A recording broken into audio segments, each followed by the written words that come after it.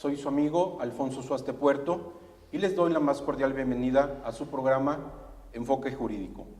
En esta ocasión estamos grabando en las instalaciones del Colegio de Evaluadores Inmobiliarios de Irapuato del Instituto Mexicano de Evaluación de Guanajuato, Centro AC, a quien agradecemos las facilidades a través de su presidente, ingeniero Jesús Zúñiga. En esta ocasión tengo como invitada a la psicóloga Hilda Elena Díaz Covarrubias Castillón con un tema de gran importancia y que se presenta de manera cotidiana en la vida de las familias de todo nuestro país. Los niños como arma en los conflictos de divorcio. Quiero darle la bienvenida a la psicóloga, nuestra invitada el día de hoy, licenciada Hilda, y me voy a permitir leer un extracto de su currículum tan amplio. Ella es licenciada en Psicología por la Universidad Iberoamericana, Campus México. Cuenta también con una especialidad en Psicoterapia y Psicoanalítica de la Adolescencia. Cuenta con una maestría en Psicología Jurídica y Forense. Igualmente, cuenta con una maestría en Psicología Gestalt. Ha cursado varios diplomados, entre ellos el de Psicología Forense especializada en niñas, niños y adolescentes, impartido por parte de la Suprema Corte de Justicia de la Nación. Dentro de su experiencia laboral, pues lleva años dedicada a la docencia. Trabajó también en el Hospital Infantil México, se desempeña también como perito en psicología y bueno, tiene una trayectoria de aproximadamente 34 años de ejercicio en la práctica de clínica privada. Así es. Licenciada, le doy la más cordial bienvenida y gracias por aceptar también la invitación al programa Enfoque Jurídico. No, muchas gracias, licenciado, gracias a usted por invitar y darme la oportunidad de compartir las preocupaciones que vivimos todos los días en los juzgados. Así es, pues bueno, creo que es un tema, ya lo refería, que se presenta de manera cotidiana, de manera diaria, pues tanto en los tribunales, en el entorno de las familias del país. Los niños como arma en los conflictos de divorcio.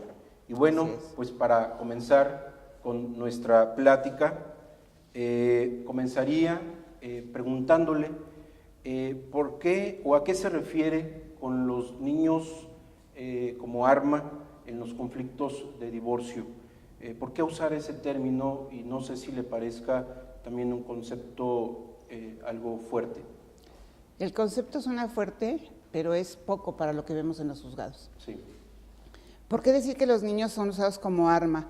Porque desgraciadamente lo que vemos en la cotidianidad de los juicios de divorcio es cómo los padres utilizan a los hijos para agredir al cónyuge. Lo que tuviera que ser una ruptura de una pareja de esposos en un conflicto de divorcio, a lo mejor por un conflicto de alimentos, termina en un conflicto de divorcio parental, en donde alguna de las partes, puede ser el papá o la mamá, se alían fuertemente con los hijos para que a través de retirarle a los hijos, de separar a los hijos o de envenenar a los hijos en contra del otro cónyuge, la persona que no está con los niños sea agredida, sea lastimada, sea criticada y que sufra el otro cónyuge, sin darse cuenta que los que más sufren y los más lastimados son en realidad los hijos. Hay inclusive algunos psicólogos que se refieren o que dicen, en un término un poco de broma, que se agarran a hijazos. Y creo que así es. ¿No? Pero en esos golpes los más lastimados siempre son los niños. Sí.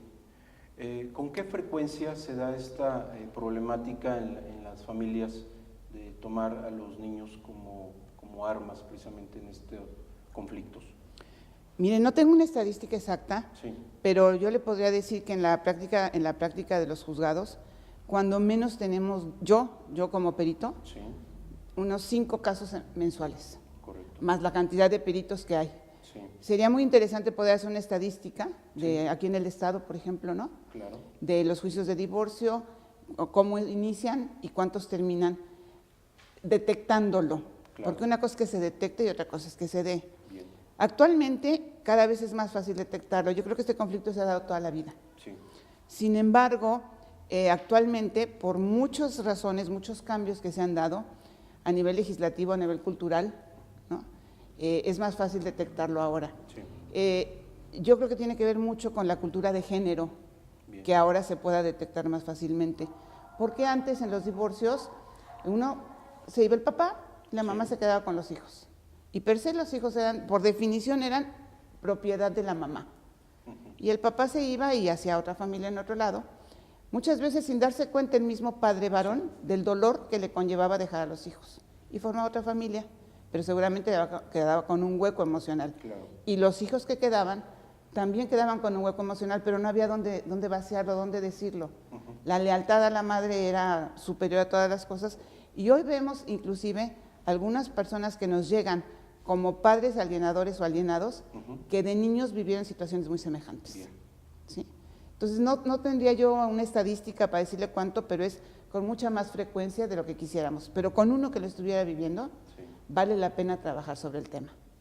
¿Y cómo explicaría usted o qué razones podría dar del por qué un padre o una madre dañan de esta forma a sus propios hijos? Y yo creo que, insisto, tiene mucho que ver la cultura de género. Sí, En la actualidad lo que hemos visto es que las mamás, a las mujeres, nos define la maternidad, Sí. históricamente, ¿sí? Antes, si la mujer no era mamá, se sentía incompleta. sí, Hoy las nuevas generaciones ya conciben no ser madres, pero quien es madre siente que tiene que tener la posesión de los hijos, Bien. ¿sí? Aunque las mujeres ya incursionamos en el terreno de la vida productiva y tal, siempre seguimos sintiendo que los hijos son nuestros. De hecho, la legislación dice antes de los 12 años se quedan con la mamá, Claro. ¿no? A menos que pudiera causarle un daño al menor. Y esto ya es importante. sí, Esto de suyo ya es importante.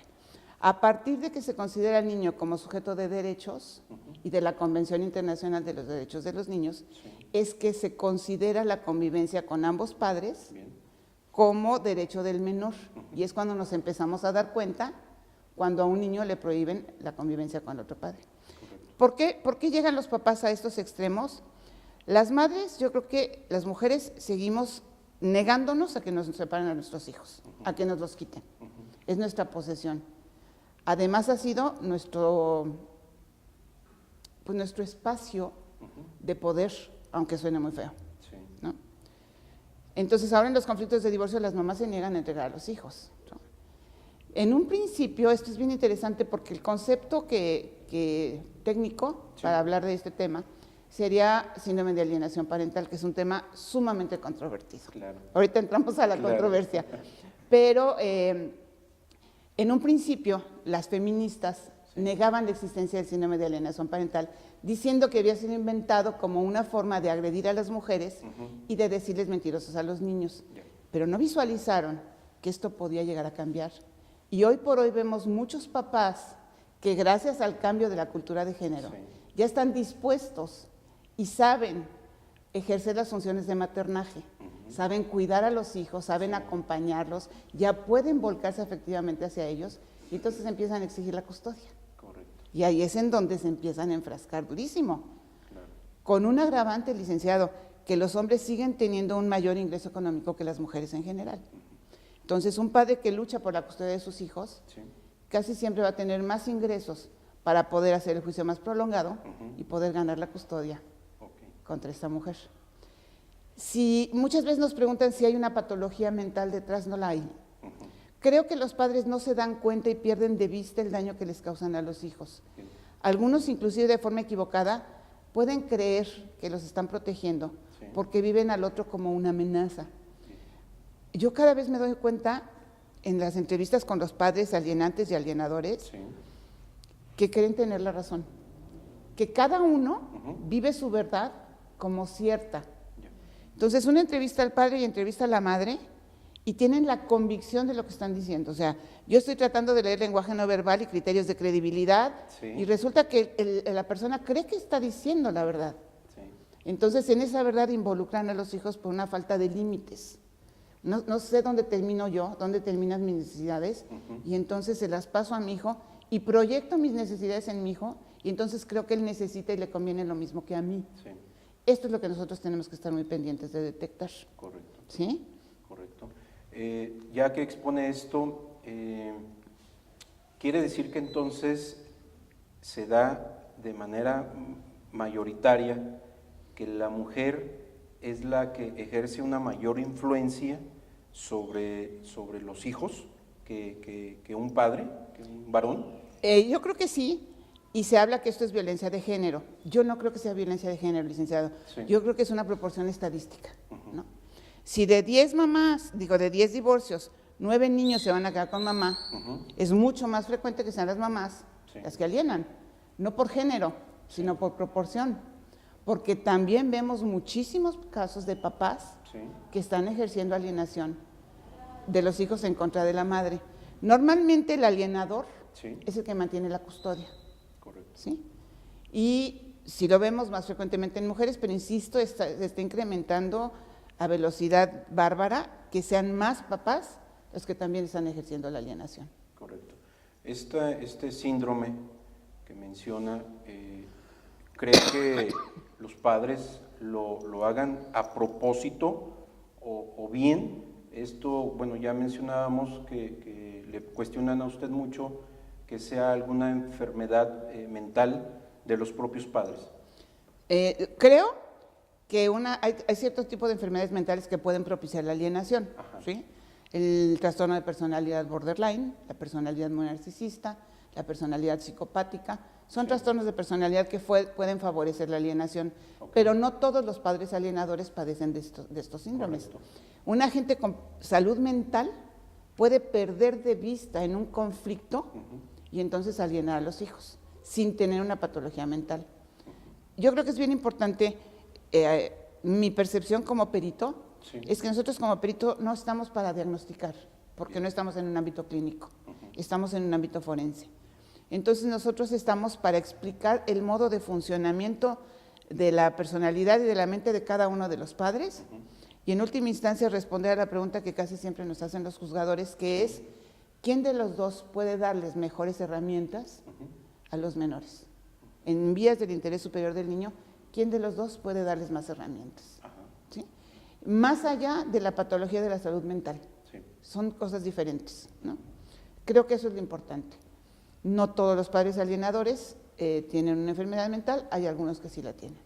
Entonces, esto significa que algunos sí lo hacen a propósito, de manera consciente, para afectar, digamos, al otro ascendiente. Sí, hay una parte propositiva Sí. para descargar la ira inconsciente sobre el otro. Pero sí hay un elemento propositivo y consciente, por supuesto que sí lo hay. ¿Qué se podría hacer ahí como para determinar, en el caso de usted como perito, cuándo sí existe existe ese propósito y cuándo se hace derivado precisamente de alguna enfermedad que tenga alguno de los padres? A través de nosotros, para poder a llegar al juez, yo digo que como peritos nuestra función es a llegar al juez de elementos para que él tome una decisión. Sí. Esa es nuestra función. Entonces nosotros normalmente, por ejemplo, en un caso en donde se sospecha alienación, Sí. el juez solicita, o las partes, los representantes legales de las partes, los abogados, solicitan el perfil de personalidad de cada uno de los padres y la valoración de los menores, la valoración psicológica y emocional de los menores. Yo pocas veces hago alusión a enfermedades mentales, insisto.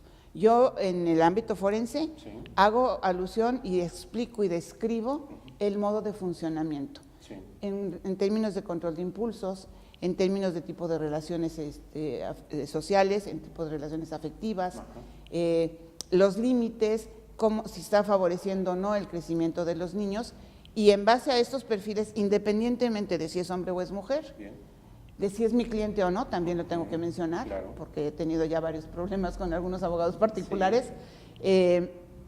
¿Quién de los dos les da más elementos de crecimiento a los menores. Sí. Y el que se quede con los niños bajo su custodia tendrá la obligación de fomentar y favorecer Sí. la convivencia con el otro progenitor. Correcto. ¿Qué podría comentar usted al auditorio de lo que se está haciendo en el estado de Guanajuato respecto a esta problemática del síndrome de alienación parental? Bueno, nosotros tenemos escrito en el código, como usted bien lo sabe, Sí. El Código Civil dice que quien ejerza la patria potestad tiene la custodia, Sí. tiene la obligación de hacer que el padre conviva con el otro progenitor. Claro. Quien no lo haga, pero además envenene al menor, no me acuerdo exactamente cuál es la definición, pero en términos generales es Sí. quien envenene al menor en contra del otro progenitor y no permita la convivencia, pierde la custodia. Y si continúa en este proceso, hay suspensión de la patria potestad. Esto es bien importante. Ajá. Se han dado muchas controversias, incluso controversias constitucionales. La primera fue en el Distrito Federal, que de hecho ya se había hecho la modificación, se inscribió en el código la pérdida de patria potestad por alienación parental, se derogó, se volvió a reformular, Sí. se volvió a inscribir en el código, y cuando iba a llegar a la Suprema Corte de Justicia, Sí. se derogó por parte de la Asamblea Legislativa, no alcanzó a llegar a la Suprema Corte. Sí. Pero poco tiempo después, en octubre del año pasado, Oaxaca hizo lo mismo. Una de las, no sé si fue la Comisión de Derechos Humanos del Estado o alguna asociación de derechos humanos, Sí. plantea la inconstitucionalidad del artículo, creo que era el 400 en Oaxaca. Se analiza, si llega afortunadamente, y digo afortunadamente, a la Suprema Corte de Justicia, porque la ponencia me parece que tocó a la maestra Piña y fue delicioso el desglose que hizo, Sí. en donde llegan a la resolución de que el término prevalece. Sí. Lo que se suspende es la acción, o sea, ya no van a ver la pérdida de patria potestad, pero ya se deja inscrito a partir de una discusión de la Corte Sí. la alienación parental en el código. Correcto. Esto fortalece mucho la figura, ¿no? Guanajuato tenemos la figura, pero además el Centro Estatal de Derechos Humanos, con todo el apoyo del ombudsman del Estado, Sí. el licenciado Raúl, primero hicieron un congreso, Ajá. apoyados con la barra, Claro. sobre alienación parental, donde me permitieron exponer lo que es el tema de alienación parental. Hubieron magistrados, jueces, abogados. Sí. Fue muy rico y además fue muy nutrida la asistencia. Y el año pasado, a finales del año pasado, el Centro Estatal de Derechos Humanos, con todo el apoyo de la Procuraduría Estatal de Derechos Humanos, hizo un congreso, no un congreso, perdón, fueron 2 talleres muy interesantes, porque uno fue dirigido exclusivamente a jueces Sí. y abogados, Muy bien. y otro dirigido específicamente a psicólogos, en donde trajimos a una de las personas más reconocidas en el mundo sobre el tema de alienación parental, que es la maestra Asunción Tejedor, psicóloga ella, que tiene varios libros, Sí. y nos dio talleres. O sea, estamos trabajando en Guanajuato sobre la capacitación y la sensibilización de derechos humanos de los niños y, por lo tanto, del derecho a convivir con ambos padres, ¿no? Para la detección oportuna y poder establecer estrategias de intervención en la alienación parental. Falta difundirlo en la sociedad civil. Creo que esto es importantísimo, porque son patrones que desgraciadamente repetimos por aprendizaje, por historia, por cultura de género. Hay que enseñarle a las mujeres que los hijos no son nuestros, dijera Gibran Jalil, ¿no? Nuestros hijos no son nuestros, son los hijos del anhelo de la vida y hay que saber dejarlos ir. Así es. Pero no lo sabemos hacer, y menos las mujeres. Y a los hombres enseñarles que el poder económico Sí. no les da derecho a gobernar, a mandar o a instruir. Si nosotros podemos sensibilizar cómo estos roles de género afectan a los niños y cómo los hombres están ganando tanto al poder acercarse en una forma diferente, Sí. más maternal, ¿no?, a los hijos. Claro. Entonces, a mí creo que nos faltan campañas de difusión, pero jurídica y legislativamente estamos trabajando duro en el tema. Perfecto. ¿Cómo pudiera explicar al auditorio lo que es el síndrome de alienación parental?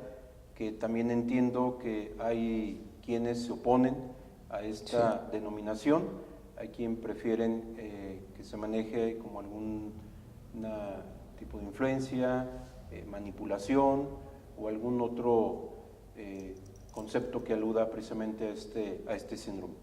Es muy importante porque nosotros en las audiencias, por ejemplo, hay veces que tenemos que estar pensando cómo vamos a mencionarlo, cómo vamos a nombrarlo, para evitar que alguno de los abogados empiece con toda la disertación acerca de Richard Garner, que es el psiquiatra que describe originalmente el síndrome. Correcto. ¿Por qué? Porque el síndrome lo explica Richard Garner por ahí de los 80, 1980 y pico. Sí. Donde hay un feminismo recalcitrante. Es que no podemos aislar las cosas de los momentos históricos. Correcto. En aquel momento el feminismo era recalcitrante y tenía que ser así, por las condiciones de vida de la mujer. Sí. Y además coincidió con que hubo un movimiento de abuso sexual muy fuerte en Estados Unidos, y hago así, porque fue cuando empezó a cundir, se empezó a difundir la detección de abuso sexual con estrategias equivocadas.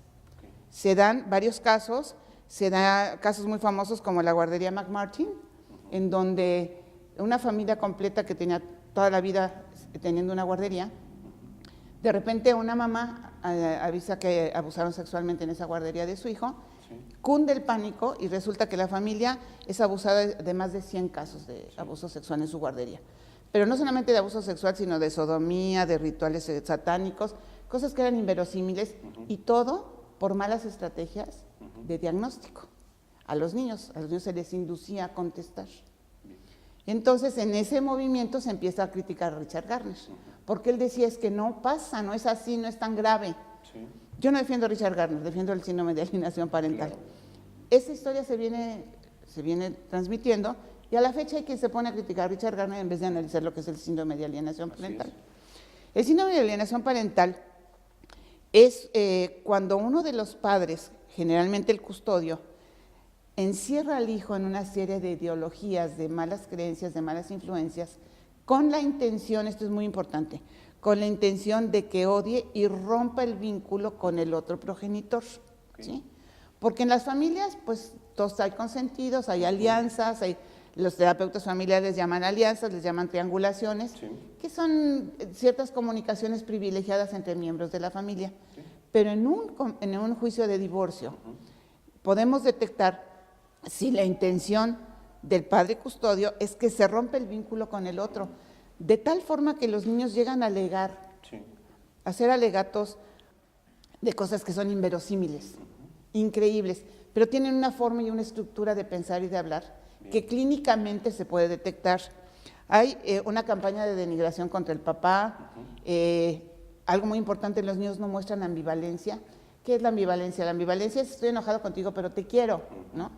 Casi todos los niños, aunque sean maltratados, quieren al papá maltratador. Los niños que son víctimas de alienación rechazan por completo, ¿sí? No hay ambivalencia, no hay sentimiento de culpa, no se sienten mal de estar hablando del otro papá. Son una serie de indicadores. Y por otro lado, con los padres, rechazan las visitas.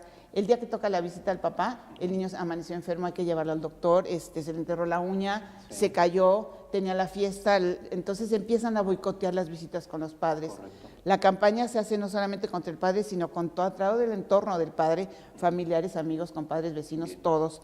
No les dan los regalos que les manda el papá, no le pasan las llamadas. O sea, hay una serie de conductas que describió Richard Garner desde aquel entonces, que todas siguen siendo vigentes. Pero entonces vamos a atacar a Richard Garner para no analizar el síndrome de alienación parental. Estamos lastimando a nuestros niños. Entonces hay una serie de criterios que nosotros podemos observar en una escucha de menor y entonces hacer un estudio más profundo. Porque no es nada más diagnosticarlo de pasada, sino es una detección clínica para poder hacer un análisis más profundo. Correcto. Precisamente ahorita que menciona la escucha de los menores, considero que es muy importante la asistencia a este tipo de audiencia por parte de un psicólogo con independencia de la presencia del juez, del Ministerio Público, de la Procuraduría de la Defensa de los Derechos del Niño. En este momento de la escucha o en ese momento, usted, ¿cómo es que detecta una posible manipulación de alguno de los progenitores para con su hijo. En la escucha de menor, nosotros como peritos no estamos, está normalmente una psicóloga adscrita o al juzgado, al DIF o de apoyo. Desde el lenguaje que utiliza el niño. Sí. Los relatos que hacen, la mayoría de las ocasiones son inverosímiles. Insisto, el enojo es más allá de lo que se espera por la circunstancia que se está narrando. Sí. El niño no muestra sentimientos de culpa ni de preocupación por estar hablando mal del padre.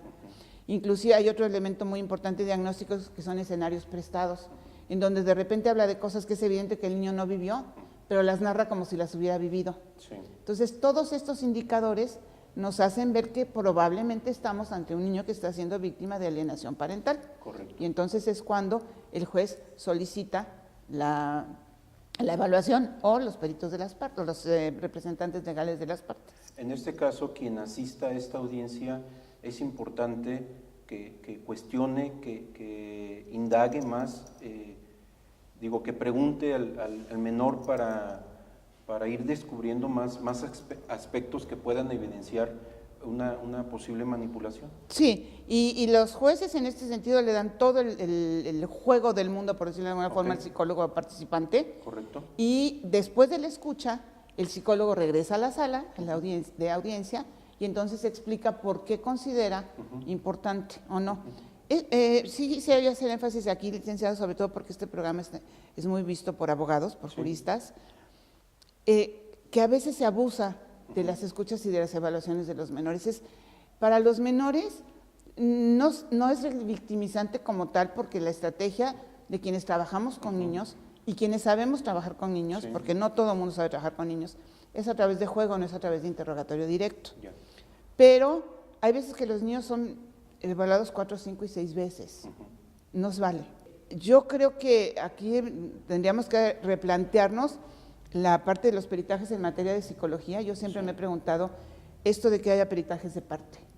Yo creo que un peritaje en materia de psicología, pensando que un menor pueda ser víctima de alienación, valdría la pena que fuera un solo peritaje dictado por el juzgado, que paguen las dos partes. Así es.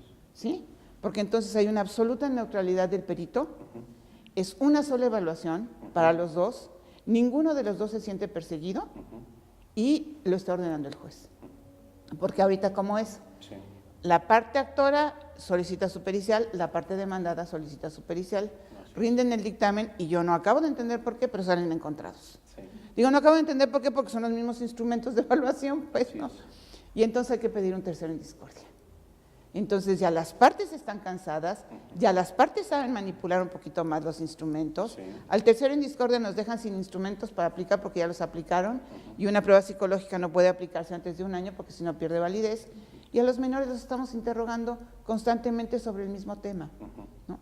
Entonces creo que esto es algo que nos tenemos que replantear dentro de nuestro código de procedimientos. Correcto, y que sería una buena propuesta incluso para los integrantes del Congreso o que alguien se atreva a realizar algún trabajo de investigación y que termine haciendo una propuesta de esta naturaleza. Sería en beneficio de nuestros niños. Exactamente.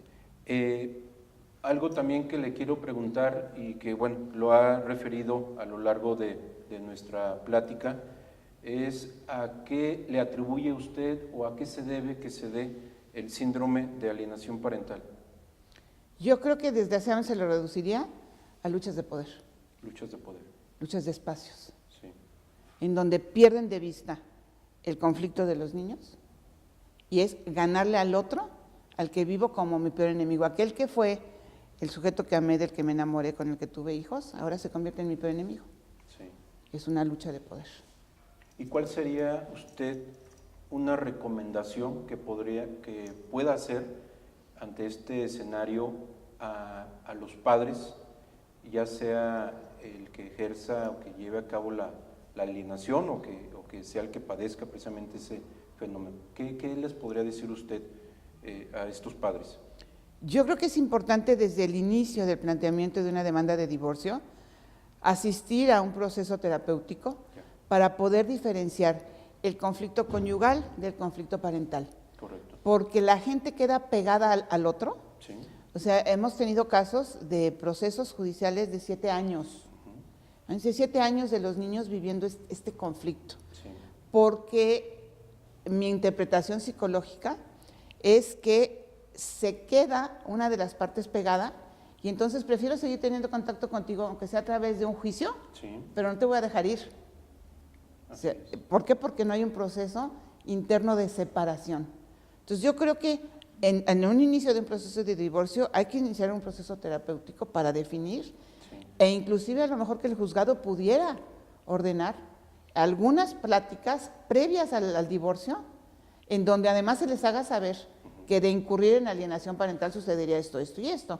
Porque cuando llegan con nosotros los niños ya vienen muy lastimados. Claro. O sea, sí son muchas estrategias las que vale la pena analizar desde el punto de vista psicojurídico. Correcto. Pero estamos empezando a trabajar de la mano. Entonces estamos abriendo muchos espacios en donde la psicología puede auxiliar el ámbito jurídico. Y si me permite, así como otro elemento que Claro. nosotros vemos muy importante para las convivencias, ¿no? Cuando por fin se logra que se dé la convivencia entre el padre y el menor, ¿a dónde los mandamos, licenciado? A una oficina donde tienen, les digo yo, un conejo sin patas, Sí. ¿no? Un muñeco sin ojos, y le dice el papá, siéntate 45 minutos a convivir con tu hijo. No, nos hacen falta centros de convivencia en el Así es. Estado. Así es. Nos hace muchísima falta. Creo que León tiene uno, pero hasta donde yo sé es el único que tenemos, ¿no? Así es. Entonces, ¿a dónde enviamos a que los padres realmente convivan con los niños cuando son convivencias supervisadas? Así es. ¿Por qué? Porque cuando el niño ha vivido 3, 4 años en donde le están diciendo que el otro es peligroso, que el otro te va a robar, que el otro te va a llevar, que no te vayas con él, en el momento en que lo ve necesita sentirse resguardado, entonces se van a estos centros de convivencia. No tenemos, Así es. ¿no? ¿Cree usted que en los litigios donde precisamente los padres disputan la custodia de sus hijos, influye o tiene trascendencia la intervención de los abogados de las partes? Yo lo dije en mi ponencia en el Sí. Congreso.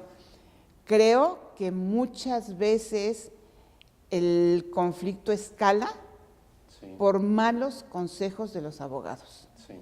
Entonces los abogados, la señora llega por decir algo y plantea, no, pues es que nos casamos y yo creo pues, que me dé una pensión alimentaria. A ver, señora, ¿pero cuántos bienes tiene? ¿No? Sí. No, peleele aquí. Pero entonces, pero ¿sabe qué? Dígales que le pega. Sí. A ver, ¿cuánto le daba? No, esa es violencia de género. Y entonces los abogados van escalando y por la otra parte el abogado del señor, no le dé, vamos a cambiar las propiedades de Sí. nombre. O sea, los abogados en vez de ayudar a sus clientes Sí. integralmente, entran en una serie de estrategias jurídicas, que una cosa es el conflicto de divorcio y otra cosa es el litigio en el que terminan los juzgados. Así es. Son dos cosas totalmente diferentes. Y es penoso, pero así sucede, ¿no? Sí, sí, sí.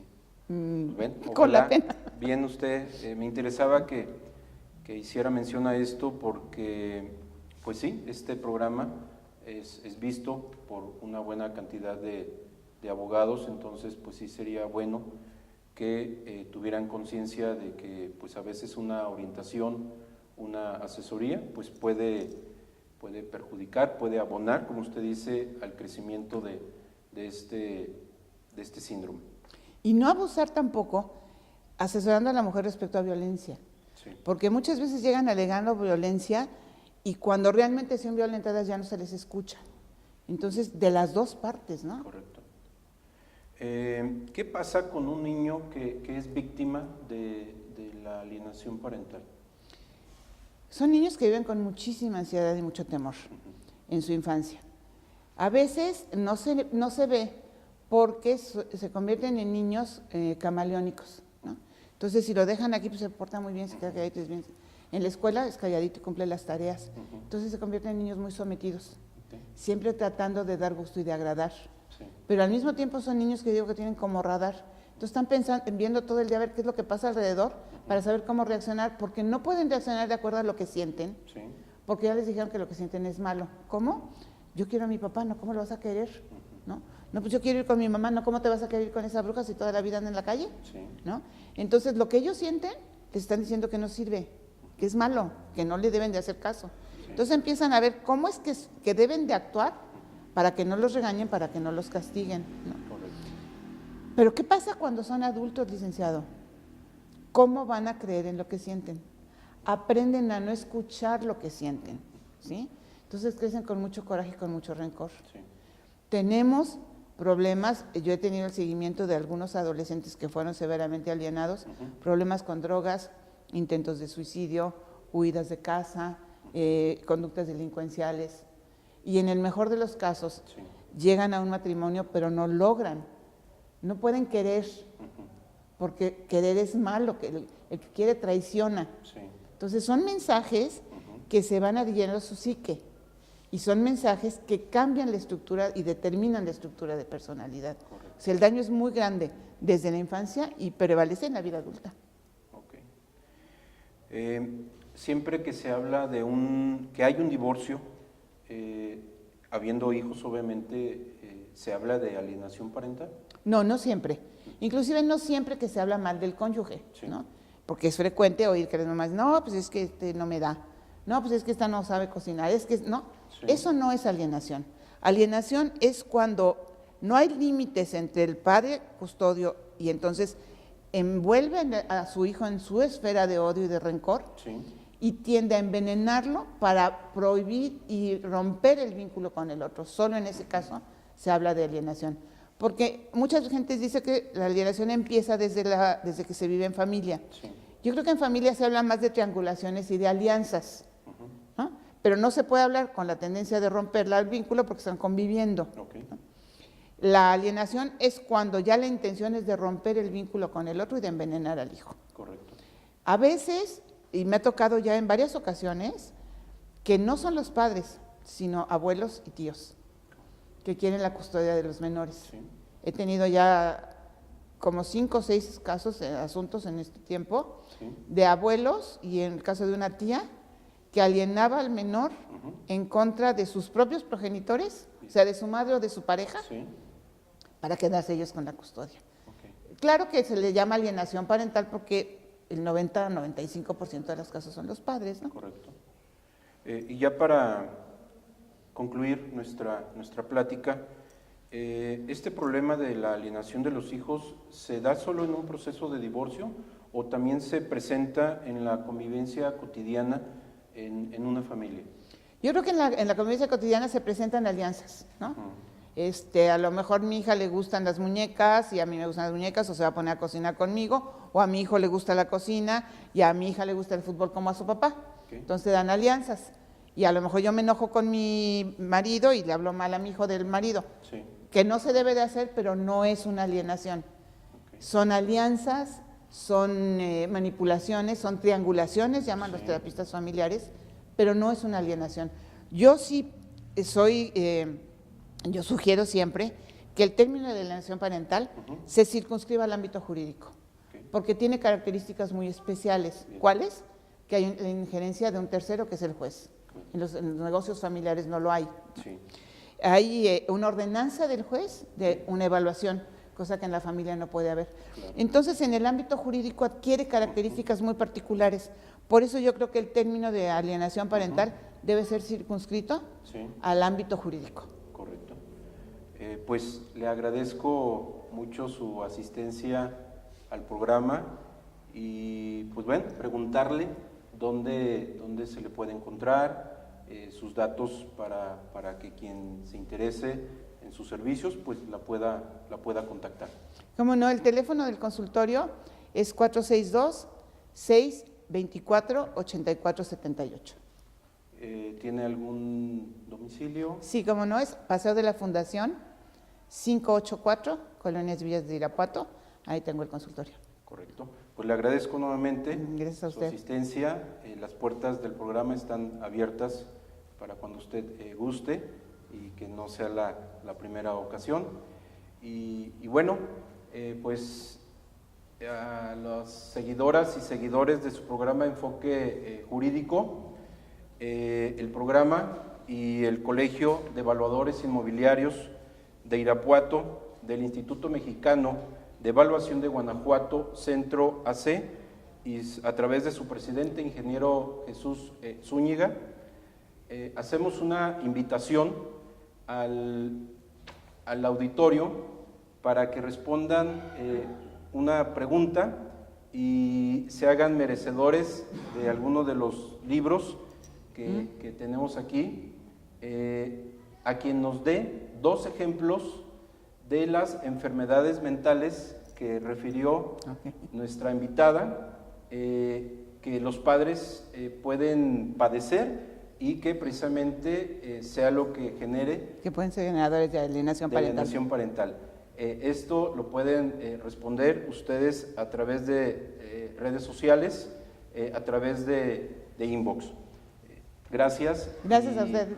Y a ustedes también les agradezco, a quienes nos hicieron el favor de acompañarnos de manera personal aquí en las instalaciones del Colegio de Evaluadores Inmobiliarios, y a ustedes invitarlos a que continúen con las emisiones de su programa Enfoque Jurídico. Los veo pronto. Gracias. Gracias.